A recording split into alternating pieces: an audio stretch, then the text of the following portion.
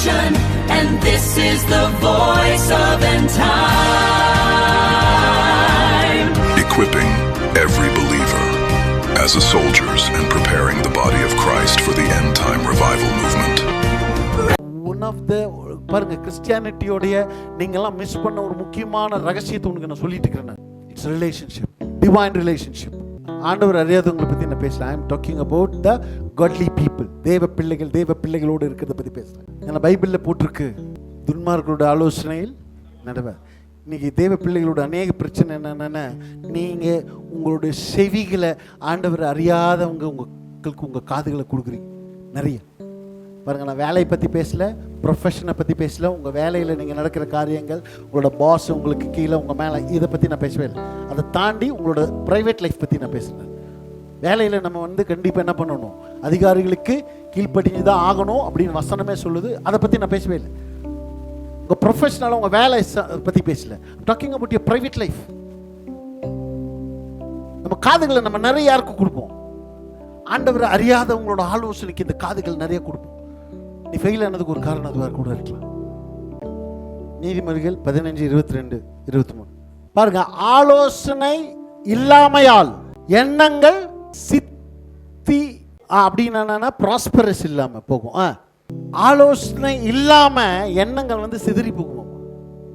ஆனா ஆலோசனைக்காரர் இருந்த அவைகள் இப்போ உங்க மைண்ட்ல எப்பவுமே ஒரு கன்ஃபியூஷன் யாருக்காவது இருந்தேன்னா ஏன் இருக்குன்னு நான் சொல்றேன். Because you don't have counsellors. உங்களுக்கு என்ன இல்லை, ஆலோசனைக்காரர் தெய்வீக தேவ பிள்ளைகள் உங்களுக்கு ஆலோசனை கொடுக்குறாரு. இன்னொரு வசனம் கொடுக்குறோம். நீதிமொழிகள் 11:12-13-14 மதிக்கெட்டவன் பிறனை இன்னொரு பாருங்க என்னவாமா, அவன் நீங்க யாராவது ஒருத்தனை இவன் தேவையில்லை எனக்கு, லிசன் மீ ஒரு தேவ பிள்ளை, if you are a God child, if you think someone I don't need him, இவன் எனக்கு தேவையில்லை, you didn't get me. அவனுக்கு பைபிளில் கொடுத்துருக்கு பேர் என்ன? அறிவு கெட்டவன் அர்த்தம். மதி என்னன்னா அறிவு கெட்டவன் தான் என்ன சொல்லுவான், இன்னொருத்தனை என்ன பண்ணுவான், எனக்கு வேணான்னு சொல்லுவான். அவமதிக்கிறதுன்னு என்ன, telling no to him.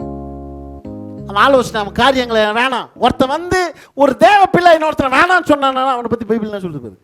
அறிவு கெட்டவன். இது சொல்றது யாரு? One of the wisest person in this world. தேவனுடைய என்கவுண்டர்னால தேவனுடைய ஞானத்தினுடைய பாகத்தை வாங்கிட்டு இந்த பூமியில் சக்சஸ். ஆண்டவர் சொன்னாரு, அவனுக்கு அப்புறமும் சரி அவனுக்கு முன்னாடியும் சரி இப்படி ஒரு ஞானி பூமியில் நீ வரவே மாட்டான்னு சொன்னார். இனியும் வரமாட்டான்னு சொன்னார். சொலமன் பத்தி அவன் சொல்றான், இத்தனைக்கும் ஒரு ராஜா, full of wisdom. அதான் சொல்லலாம், எவ்ரி வேர்ட் இந்த பைபிள் இருக்க எல்லாமே இட் இஸ் எக்ஸ்பெரிமெண்டல். அது எக்ஸ்பெரிமெண்ட் ஆகி ப்ரூவ் பண்ணது. அவன் சொல்றான், என்ன சொல்றான், ஒரு தேவ பிள்ளையை நீ வேணான்னு நினைச்சா, நீங்க யாரா இருந்தாலும் சரி, if you think I don't need them, உனக்கு தெரியாது உன் பிளெஸிங்கை கர்த்தர் மூலமா வச்சிருக்கலாம். ஆனா பிசாசு உனக்குள்ள ஏதோ ஒன்றை பண்ணி அவனை நீ வேண்டான்ற அளவுக்கு உனக்கு பிசாசு பண்ணுவான். ஆனா அவனோட பிளெஸிங் யார்கிட்ட இருக்கும்? அவங்ககிட்ட இருக்கும். நீ என்ன பண்ணிட்டு இருக்கிற? உன்னை யார் மூலமா உன்னை பிளஸ் பண்ணணும்னு அவர் நினைக்கிறாரோ அவங்கள நீ என்ன சொல்ற? வேண்டாம், அவமதிக்கிற. நீ யாராவது ஒருத்தனை அவமதிக்கிறேனா தேவ பிள்ளைகள், if you disrespect, if you dishonour someone, அவங்களோட தோற்றத்தை பார்த்தோ, அவங்க கிட்ட இல்லைன்றதை பார்த்தோ, அவங்களோட படிப்பை வச்சோ இல்லை அவங்களோட வாழ்க்கையை வச்சோ ஏதோ ஒன்றை வச்சு ஒரு தேவ பிள்ளை நீ குறைச்சி எடை போட்டேன்னா நான் உன்னை பற்றி பைபிள் என்ன போட்டுருக்கேன்? என்ன? அறிவு கெட்டவன், மதிக்கெட்டவன் பிறனை. அதுக்கு அடுத்தது புத்திமானோ. புத்திமான் என்ன பண்றான் அப்படின்னு என்ன அர்த்தம்? he keeps the relationship. அவன் என்ன பண்றான்? உறவுகளை என்ன பண்றான்? புத்திமான் என்ன பண்றான்? உறவுகளை பாதுகாக்கிறான். மதிக்கெட்டவன் என்ன பண்றான்? அவன் மதிக்கிறான், வேணான்னு சொல்லுவான். மதிக்கெட்டவன் உறவுகளை வேணான்னு சொல்லுவான். ஆனா புத்திமான் என்ன பண்ணுவான்? உறவுகளை. சத்தமா சொல்லுங்களேன். ஒரு காலத்தில் நான் ஒரு சத்தியத்தை கொண்டு வரேன்னா அந்த காலத்துக்கான சத்தியமா நீ சீரியஸ் எடுத்துக்கோ. இந்த சீசன்ல நான் சொல்றேன், இன்னைக்கு என்ன ஜூலையா? I tell you as a prophet, இந்த சீசன்ல இதில் ஃபோக்கஸ் பண்ணி வாழ்ந்துப்பார். 3 மாதம் நீ ட்ரை பண்ணிப்பார். அதுக்கப்புறம் உன் லைஃப்ல நீ அப்கிரேட் ஆகலைன்னா சட்டையை கழிச்ச முடியும். டேக் 3 months ரிலேஷன்ஷிப்பையே ஃபோக்கஸ் பண்ணு. ரிலேஷன்ஷிப்புக்காக என்ன வேணா பண்றேன்னு ஒரு முடிவு பண்ணு. பைபிளில் போட்டிருக்கு, உலக பொருட்களால் நண்பர்களை ஆதாயப்படுத்திக்கொள். வித் மணி, பணத்தினால என்ன பண்ணு? நண்பர்களை ஆதாயப்படுத்து. ரிலேஷன்ஷிப்பை if you do that 3 months உறவுக்காக நீ என்னென்ன பண்ண முடியுமோ பண்ணிப்பார். அதுக்கப்புறம் உங்கள் லைஃப்பில் ஒரு ப்ரொமோஷன் அப்கிரேடெல்லாம் வரலன்னு. இன்றைக்கி நீங்கள்லாம் யோசிச்சு பாருங்க, இன்றைக்கி நீங்கள் எங்கே இருக்கிறீங்களோ அப்படி ஒரு வாழ்க்கை வாழ்கிறதுக்கு என்ன தேவைப்பட்டது? யாரோ ஒருத்தரில் ஒரு டிவைன் கனெக்ஷன் தேவைப்பட்டது. Who can come in to your life. உங்களுக்கு ஒரு ரெக்கமெண்டேஷனா, உங்களுக்கு help பண்ணும்படிக்கு. there is someone, God has sent someone to you. யாரையும் அனுப்பிச்சிருப்பார் ஆண்டவர் உங்கள் வாழ்க்கையில். இப்போ நான் சொல்கிற இவங்கெல்லாம் யாருன்னா நான் they are the enemies of relationship. உறவுகளுக்கு எதிரிகள் யாரு? ஒன்று யாரு? மதிகேட்டவன், அறிவு கேட்டவன். ரெண்டாவது talking about others. இதுதான் இன்னைக்கு பாடி ஆஃப் கிரைஸ்டில் இருக்கிற பிரதானமான பிஸ்னஸ். இதுதான் எல்லாத்துக்கும். என்ன பிஸ்னஸ்? பின்னாடி போய் பேசுறது, ஒன்றும் எண்ணங்கள்ல யார்ட்டையாது என்ன புறங்கூறுகிறவன், புறங்கூறி திரிகிறவன் இரகசியத்தை வெளிப்படுத்துகிறான். ஆவியில் உண்மையுள்ளவனோ காரியத்தை அடக்குகிறான். எல்லா காரியத்தையும் என்ன பண்ணுவான்? அடக்குவான். இதில் அடுத்த விஷயம், ஆலோசனை இல்லாத இடத்தில் ஜனங்கள் விழுந்து போவார்கள். என்னவாமா? அநேக ஆலோசனைக்காரர். சுகம் என்ற இடத்துல இங்கிலீஷ் பைபிளில் ப்ராஸ்பெரிட்டி, செழிப்பு, ஐஸ்வர்யம், ப்ரமோஷன், நிறைய வேர்ட்ஸ் அங்கே போட்டிருக்கு. அநேக ஆலோசனைக்காரர் உண்டானால் சுகம் உண்டாகும். என்ன உண்டாகும்? எவ்வளோ ஆலோசனைக்காரர் வைக்கணுமா? You need many counsellors around you. ஒரு தோக்காத ஒரு புத்திசாலி நான் சொல்லட்டுமா, அவனை சுற்றி எப்பவுமே அவனுக்கு புத்தி சொல்ல ஆலோசனைக்காரர். நீதிமொழிகள் 9:8. பரியாசக்காரனை கடிந்து கொள்ளாதே, அவன் உன்னை பகைப்பான். பரியாசக்காரனை கடிந்து கொள்ளாதே அப்படின்னா என்ன அர்த்தம்? அதான் சத்தியத்தை சொல்லி சத்ருவானோன்றது இதுதான். அதுதான் சொல்ல வரான் சாலமன். ஒரு உங்களை யாராவது கரெக்ட் பண்ணும்போது, லிசன் மீ, உங்களை கரெக்ட் பண்ணும்போது உங்களுக்கு பகை வந்தாச்சுன்னு ஒருத்தர் மேலே. நான் ஒருத்தர்கிட்ட சொல்கிறேன், ஏய் பிரார்த்தனா இந்த மாதிரி பண்ணாது சரியா, பிரதீக்ஷா இப்படியெல்லாம் இருக்கக்கூடாது, இந்த வழி தப்பு, நீ போகக்கூடாது அப்படின்னு சொல்லும் போது அவங்களுக்கு என் மேலே என்ன வருது? ஒரு கோபம், பகை வந்தா அவன் யாராம்மா? பிரியாசக்கர். ஆண்டவர் அவனுக்கிட்ட ஒன்றும் பேசாது என்று. Don't do that to him. ஏன்னா அவன் என்ன பண்ண போகிறது இல்லை, நீ பேசுறது அவன் என்ன பண்ணுவான்? உன்னை பகைப்பான். நீ நீ நீ ஞானம் உள்ளவனா இல்லையான்னு எப்படி கண்டுபிடிக்கிறது தெரியுமா? உன்னை கடிந்து கொள்ளும் போது யூ வில் லவ் தெம். உனக்கு தேனை போல உங்ககிட்ட பேசினா தான் உனக்கு பிடிக்கும். எப்போவுமே உன்னை என்ன பண்ணிகிட்டே இருக்கணும்? உன்னை பற்றி நல்லது சொல்லிட்டே இருக்கணும். நீதிமொழிகள் 15:31. வாழ்வுக்கு ஏதுவான கடிந்து கொள்ளுதலை ஏற்றுக்கொள்ளும் காது ஞானிகளிடத்திலே தங்கும். நீ நல்லா வாழ்றதுக்கு உன்னை யாராவது கரெக்ட் பண்ணா, இஃப் சம்ஒன் கரெக்ட்ஸ் யூ, உன்னை திட்டும்போது, உன்னை கடிந்து கொள்ளும் போது அதை என்ன பண்ணுமாமா? ஏற்றுக்கொள்ளும் காது. உன்னை கரெக்ட் பண்ணும் போது ஏற்றுக்கொள்ளும் காது. உனக்கு உடனே கோவம் வருது என்னன்னா மூடன் பைபிளில் போட்டு. அடுத்த வருஷம், புத்திமதியை தள்ளி விடுகிறவன் தன் ஆத்துமாவை வெறுக்கிறான். புத்திமதிகளை தள்ளி விடுகிறவன், கடிந்து கொள்ளுதலை கேட்கிறவனோ ஞானமடைவான். நல்ல உறவு கொள்றதுக்கு இதெல்லாம் தடைகள். கடைசி தடை 18:12. அழிவு வருமுன் மனுஷனுடைய இருதயம் இருமாப்பாயிருக்கும். ஹா, சூப்பர்ல. நல்லா கவனி. என்ன என்னைக்கு நீ உன் இருதயம் பெருமையா, நீ பாருங்க, ஒருத்தரை நீ வேணான்னு சொல்லும்போது என்ன அர்த்தம்? உனக்குள்ள என்ன இருக்குன்னு அர்த்தம். நீ ஒருத்தரை அவன் மதிக்கிறேன்னா உனக்குள்ள என்ன இருக்குது? அவன் மதிக்கட்ட வேணாமா. உலகத்தை எனக்கு தெரியாது, ஸ்பிரிச்சுவல் சீக்ரெட் நான் சொல்றேன். அழிவு உனக்கு சொல்லிட்டு வரும். அழிவு என்ன பண்ணிட்டு வரும்? சொல்லிட்டு வரும். Destructions will say you. அழிவு உங்ககிட்ட வரும்போது அது சொல்லும், இதோ நான் வந்துட்டே இருக்கிறேன் உங்ககிட்ட அப்படின்னு சொல்லிட்டு வரும். திடீர்னு வர்றது சொல்கிறேன்ல, யார் இது என்ன வாழ்க்கை திடீர்னு எங்கே போகுது, திடீர்னு no no no no no no no no destructions, அழிவு.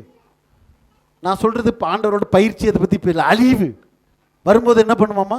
சொல்லிட்டு வரும். இப்போ ஃபஸ்ட் என்ன? ப்ரைடு, பெருமை, இருமாப்பு. எங்கே வந்துடுது? என்னைக்கு உன் இருதயம் இருமாப்பில் இருக்குதோ அன்னைக்கு என்ன வந்துருச்சு? அழிவு வருமோ மனுஷனுடைய இருதயம். ஒன்று சொல்லட்டுமா?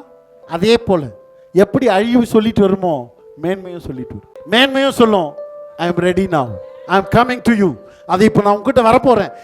You will know it. எப்போ தெரியுமா? உன் இறுதியை சொல்லும், தாழ்மையா இருக்கும். இறுதி எல்லாரும் ஏற்றுக்கொள்ளும், இறுதி எல்லாரும் நேசிக்கும், உன் இறுதி எல்லாரையும் மன்னி உன் இறுதி எல்லாத்தையும் மன்னிக்கும். when you forgive someone, when you accept someone, when you can go with everybody. ஒரு நபர் இருக்கிறாரு, ஐயா இவர் இருக்கிறாருப்பா, இவர் எல்லாரோடும் செட் ஆயிடுவாருப்பா, இவர் இருக்கிறாருப்பா, இவர் எல்லாரோடும் ஓகே, இவர் இருக்கிறார், இவரை யாரும் நோட் சொல்ல முடியாது, இவரை யாரும் பகைக்கவே முடியாது, இவர் எல்லாரோடும் செட் ஆயிடுவாரு, இவர் எல்லாரோடும் ஹாட்டாராவா. இவன் தாங்க ஒரு தேவ பிள்ளை. who can go with anyone.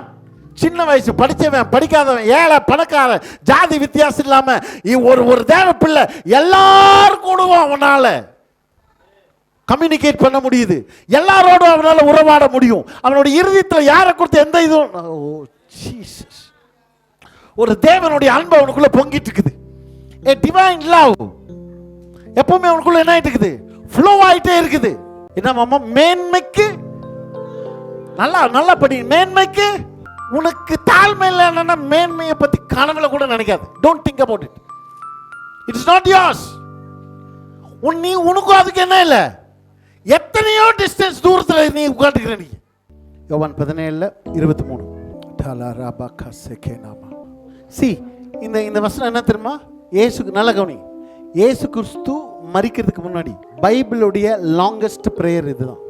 இயேசு கிறிஸ்துவனுடைய ஜெபம் இந்த 17ஆம் அதிகாரம் ஃபுல்லாவே இயேசு கிறிஸ்துவனுடைய ஜெபம் தான். சிலுவையிலுக்குள்ள ஆண்டவரே இவர்கள் செய்கிறது என்னது என்று தெரியாமல் செய்கிறார்கள், இவரை மன்னியும் சொல்லும் போது it was a very short prayer, a prayer of statement. சிலுவையில் சாகும்போது கூட அவர் என்ன பண்றாரு, ஒரே ஒரு ஸ்டேட்மெண்ட்ல ஜெபிக்கிறார். ஆனா இங்க தான் பெரிய ஜெபம் பண்றாரு. மன்னியோன்றது ஜெபத்தை விட ரொம்ப பெரிய ஜெபம் எது ஜெபமா இருந்திருக்குதுன்னு என்னன்னா, the prayer for unity. தேவ பிள்ளைகள் ஒன்றா யூனிட்டியா இருக்கணும்ன்ற ஜெபத்தை தான் ஆண்டவர் பைபிளியே பெரிய ஜெபமா இருக்கு. படிங்க, இன்னொரு டைம் படிச்சா அது உங்களுக்கு புரியும்.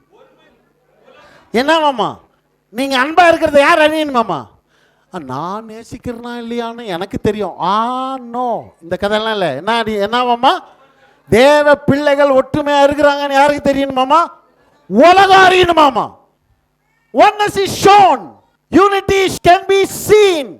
ஒரு மனப்பாட்டை பார்க்க முடியும், ஒற்றுமையை பார்க்க முடியும். ஒற்றுமை ஏதோ இருதயத்துக்குள்ள இருக்கிற விஷயம் மட்டும் இல்ல, ஒற்றுமை என்ன பண்ண முடியும், பார்க்க முடியும். படிங்க. ஒருமைப்பாட்டில் அவர்கள் தேறினவர்களாயிருக்கும்படிக்கும் என்னை நீர் அனுப்பினதையும் நீர் என்னில் அன்பாயிருக்கிறது போல அவர்களிலும் அன்பாயிருக்கிறதையும் உலகம் அறியும்படிக்கும் நான் அவர்களிலும் நீர் என்னிலும் இருக்கும்படி வேண்டிக் கொள்கிறேன். நீர் என்னிலும் இருக்கும்படி வேண்டுகிறேன். The powerful prayer பைபிள்ல போட்டுருக்கு. யோபு தன் சிநேகிதனுக்காக ஜெபித்த போது தேவன் யோபோட சிறையிருப்பை மாற்றினார்.